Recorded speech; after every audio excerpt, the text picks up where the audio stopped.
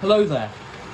Thank you so much for 100 subscribers, and to celebrate, welcome to a short review of my very first locomotive.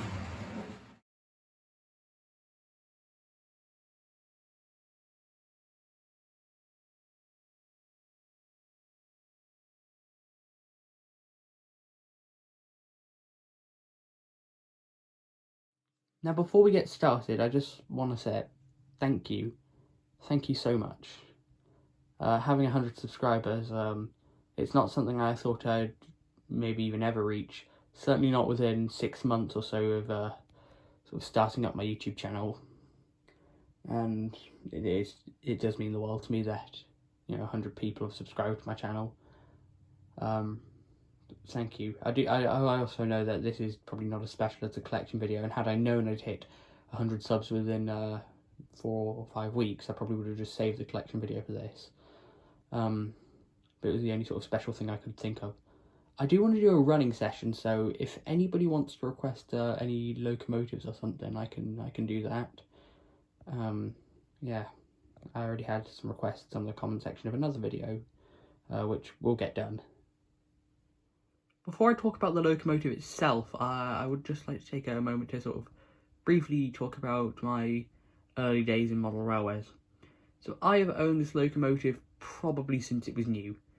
I'm a little hazy on that. I bought it on eBay so many years ago, probably about 11 years ago, when I still had my model railway with my dad. That all got sold probably about 2015-ish. For ridiculously low prices, I might add, which is so crushing now, looking how expensive some of those models are years down the road. But yeah, most of the locomotives technically were my dad's, but 2 were mine, and the 2 that were mine I still have. So I have the Hornby Little Giant and this one. So it was a Collectors Club locomotive, 2011 I think. And I'm just guessing whoever was in the Collectors Club clearly just didn't want their Collectors Club locomotive that year. That's more or less how I got it. It's been through the wars a bit because I really didn't know what I was doing in those days. But yeah, still runs okay. And I probably wouldn't sell this for anything just because it's pretty special to me.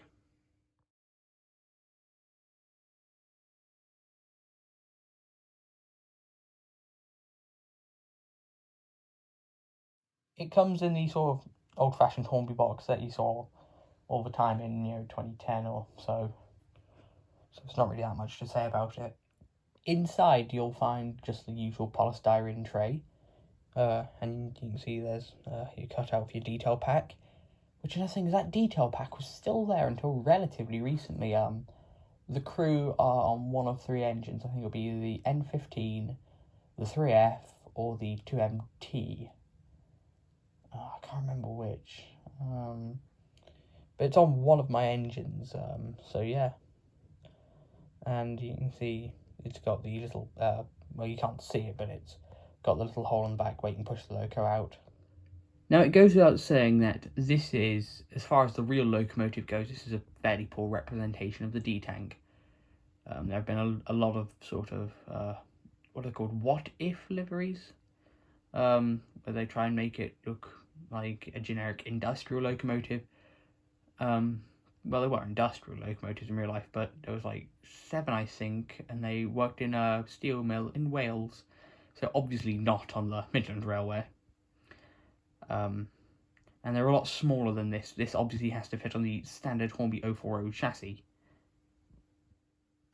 There's a little moulded dummy hook on the buffer beam, a little hole where you can fit a vacuum pipe if you want to, and a missing buffer. And sadly, I cannot put a new one on because I managed to break it and take it off shank and all. So that's a pity.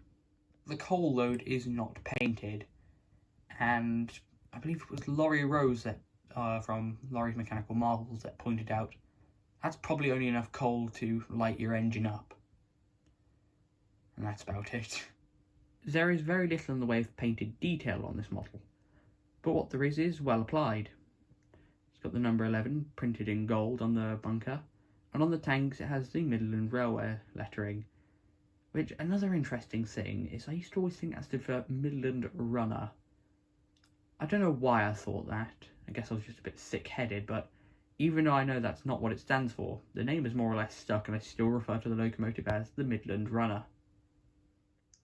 Here's the motor. It's the normal Hornby pocket rocket motor, and at the very front you can probably see a little bit of red plastic because, what's it called, I guess the post or something, where the screw goes up to attach to the body, that's broken off too. So now the body is pretty loose on the chassis. Yeah, I really ruined this locomotive. Honestly, considering it's been through hell and back, I'm amazed it still works. So, if you look in second hand and you're on a good day, you can probably get these for about £15 second hand.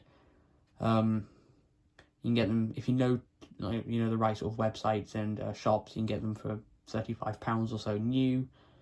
Don't buy them from Hornby; they're not worth £50 brand new.